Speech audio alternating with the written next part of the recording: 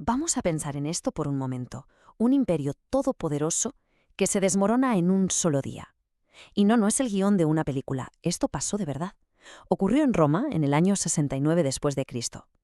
Hoy lo que vamos a hacer es meternos de lleno en los escritos del historiador Tácito para desentrangar cómo es posible que todo un sistema colapse así en cuestión de horas. Nos situamos en Roma. Es 15 de enero. El ambiente en las calles es denso, está cargado de susurros, de miradas nerviosas. Nadie lo sabe todavía, claro, pero el destino del imperio más grande del mundo pende de un hilo muy, muy fino.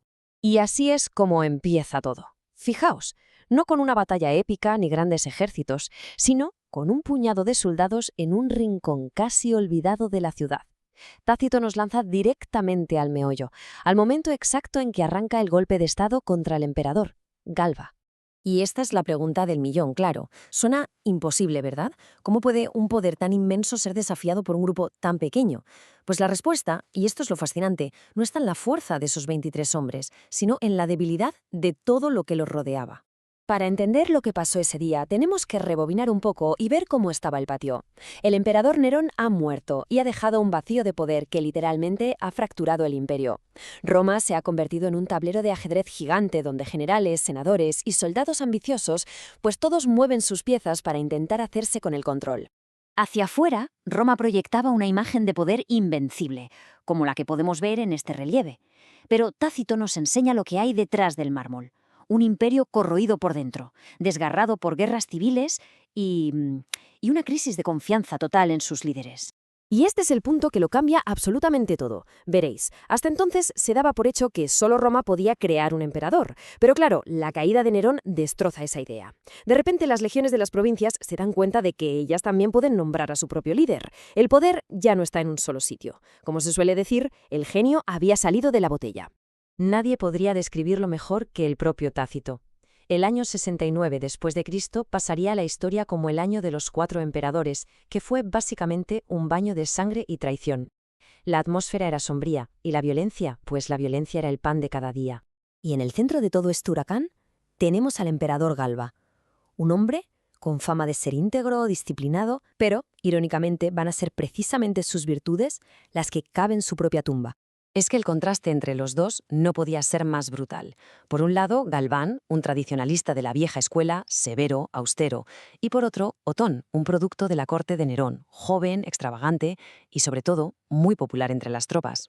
Para unos soldados que estaban acostumbrados a un cierto nivel de vida, la elección estaba bastante clara.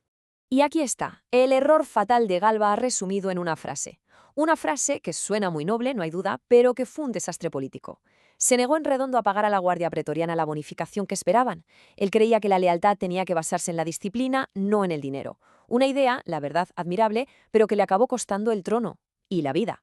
Este error de cálculo de Galba, su total incapacidad para entender la mentalidad de sus soldados, creó la oportunidad perfecta para el ambicioso Marco Otón. Y de repente, todo se precipita. Una rebelión en Germania deja clara la debilidad de Galba. Pero el golpe de gracia para Otón llega cuando Galba nombra como su sucesor a Pisón, que era otro hombre de su mismo molde, austero, ignorándole a él por completo. La ofensa fue personal y, por supuesto, política. Es importante que entendamos bien este concepto. El donativum no era un soborno, Era una parte esperada, casi una tradición, del ascenso al poder. Era la forma que tenía un nuevo emperador de demostrar su generosidad y, sobre todo, de asegurarse la fidelidad de la única fuerza que de verdad importaba, el ejército.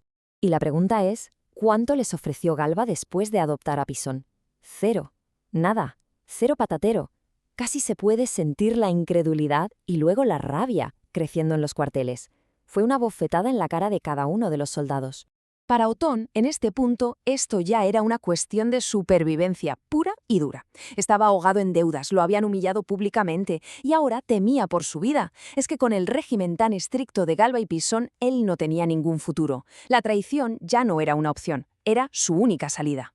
Y todo esto nos lleva de vuelta a ese día, al 15 de enero del año 69, el día en que todo estalló.